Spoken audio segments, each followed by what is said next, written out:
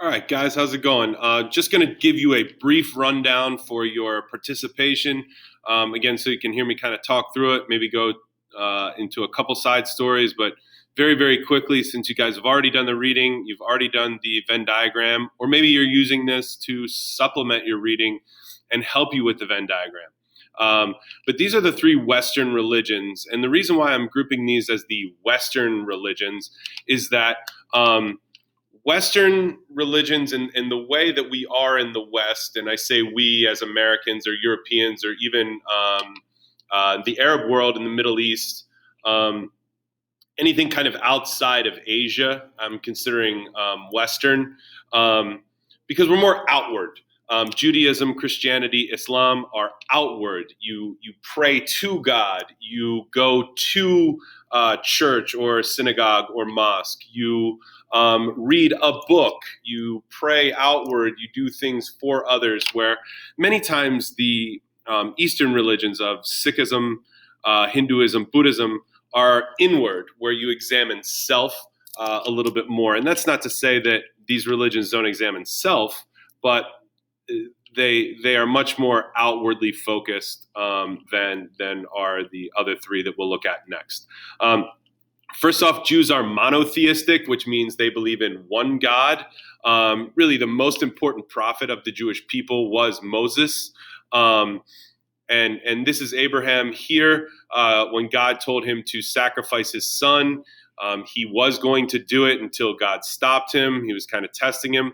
Moses is the prophet who led the Hebrews out of captivity in Egypt and gave these 10 commandments that are still used by Jews, Christians, and Muslims alike. The holiest places of Judaism really are in the land of that is considered Israel now, or Palestine. This is the land that Jews believe is promised to them by God, and that was in the Torah. The city of Jerusalem is the holiest city, where the original temple to David was built by King Solomon. And this is really impressive. I have a link on here. I suggest you try and watch this sometime.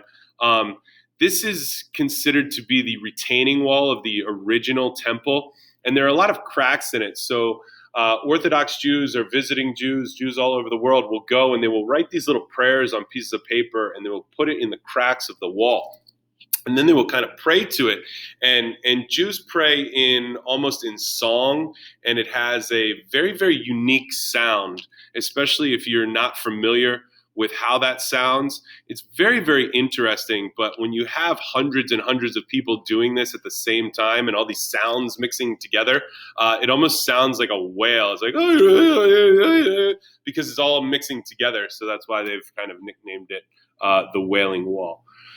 The holy book of Judaism is called the Torah, and the Torah is originally written in the sacred language to the Jews, which is Hebrew.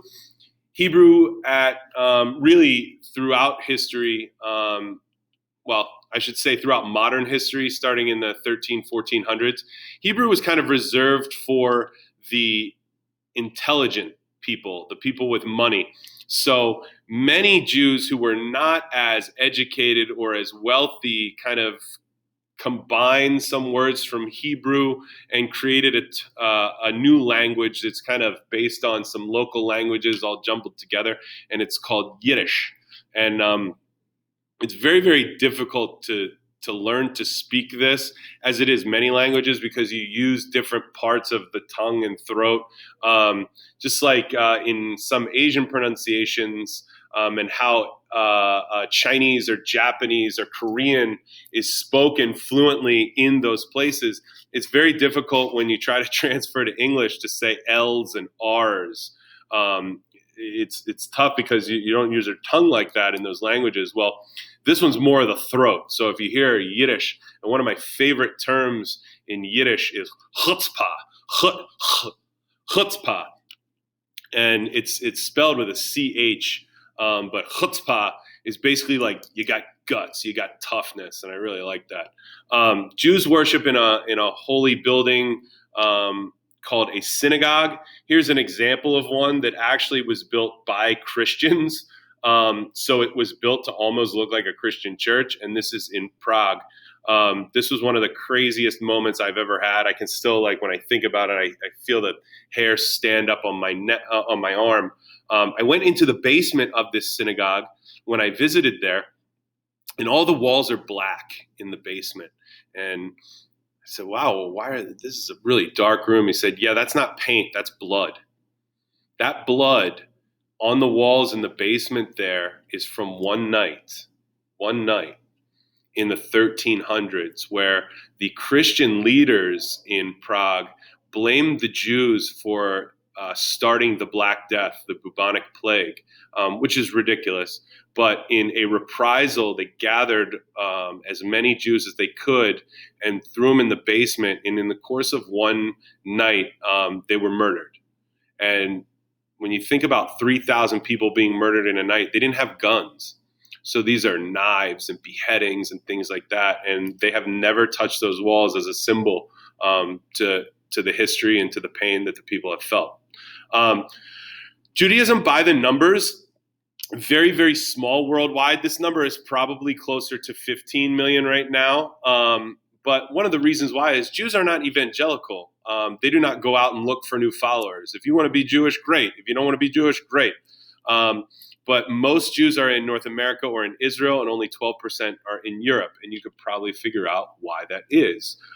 Because of the Holocaust during World War II, many Jews were like, never again. And that's one of the slogans that is used in Israel and by Jews around the world, never again.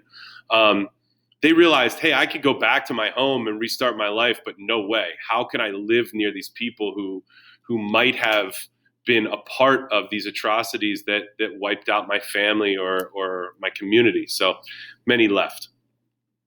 Christianity was born out of Judaism. It is also monotheistic, one God. It is the same God, the God of Abraham.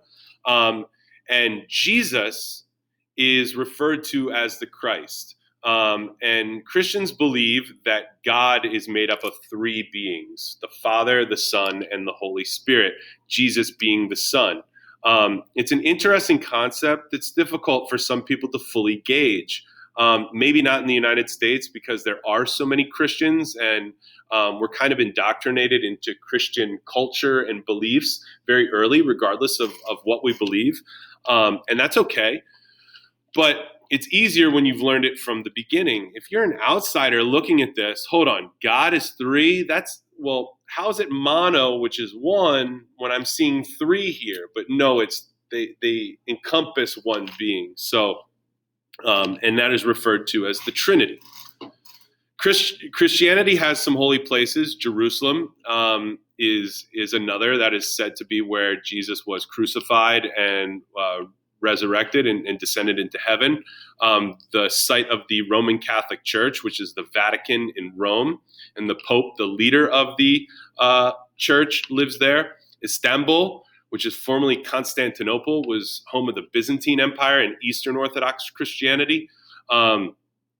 Even there, the mosque that has kind of become the model of mosques throughout the world is called the Hagia Sophia in Istanbul.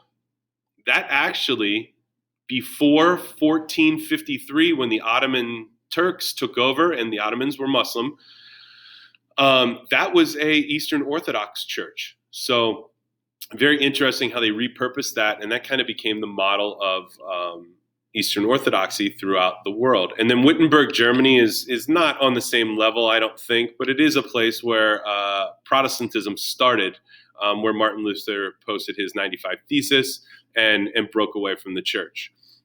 Christians believe in the Bible, which is made up of the Old Testament, originally written in Hebrew, which the Old Testament is the Torah as well. So Christians and Jews share that book. And then the New Testament, which is the life of Jesus, was originally written in Greek.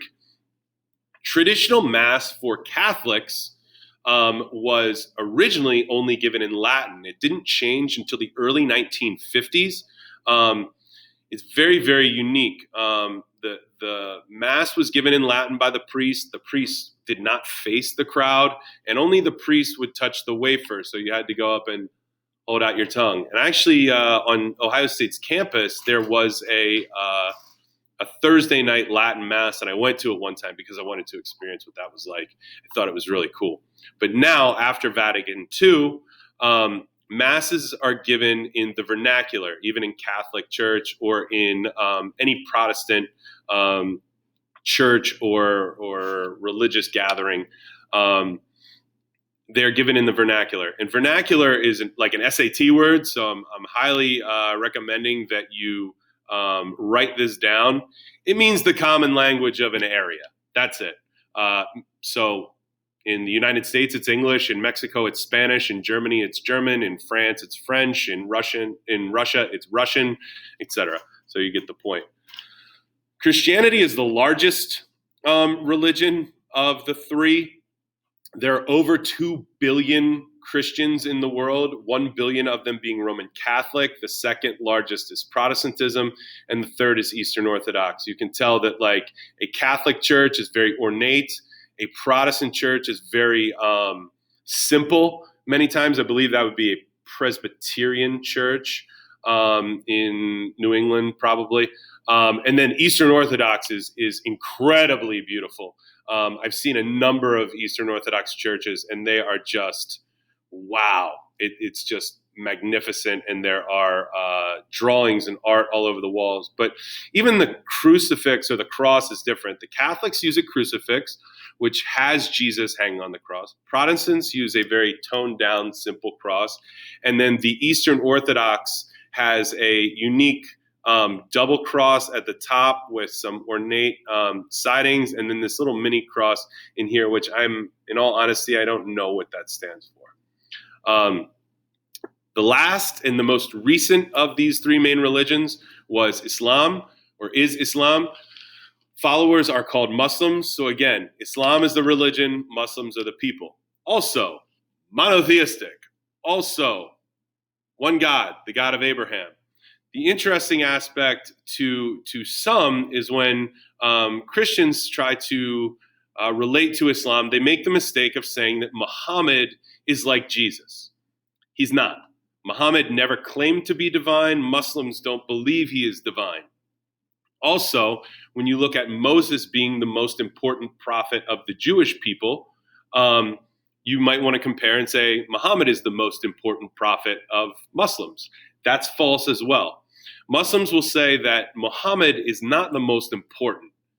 He's not more important than Jesus, because Muslims believe that Jesus was a prophet. He's not more important than Moses, because Muslims believe that Moses was a prophet. He's not more important than Abraham, because Muslims believe that Abraham was a prophet as well. They simply believe that Muhammad was the last prophet of God, and he gave the final revelation of God's work in the Quran.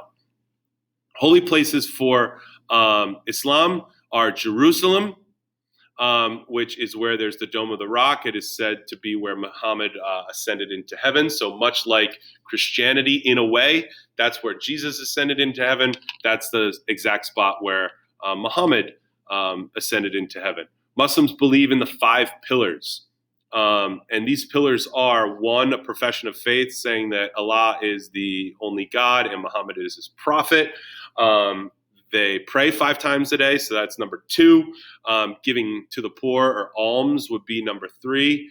Let's see if I remember correctly. 4 would be fasting during Ramadan, the holy month of Ramadan. And final would be at one time in the life of Muslims, if you can afford it and if you're healthy enough, would be to take a Hajj to the holiest city of Mecca or Makkah in Saudi Arabia. One of the other holy cities would be Medina, where Muhammad was born and where he began his revelations. Islam's holy book is the Quran. The holy language of the Quran is Arabic. So again, Jews have a holy language and Muslims have a holy language. Really, Christians do not. Muslims worship in a mosque. And again, this mosque has some features that are very similar to the Hagia Sophia in Istanbul. This is in Dearborn, Michigan, which has the largest Muslim population per capita of any area outside the Middle East. I found that very, very interesting. And then Islam by the numbers, this is probably closer to 1.5 billion Muslims worldwide. Most of them reside in the Middle East, North and West Africa, and then Southeast Asia. But there are 19 countries in the world right now where over 90% of the population is Muslim. So there's just a quick rundown. I hope this was helpful. Good luck on those Venn diagrams. This will be a completion grade just for watching. Good job, guys.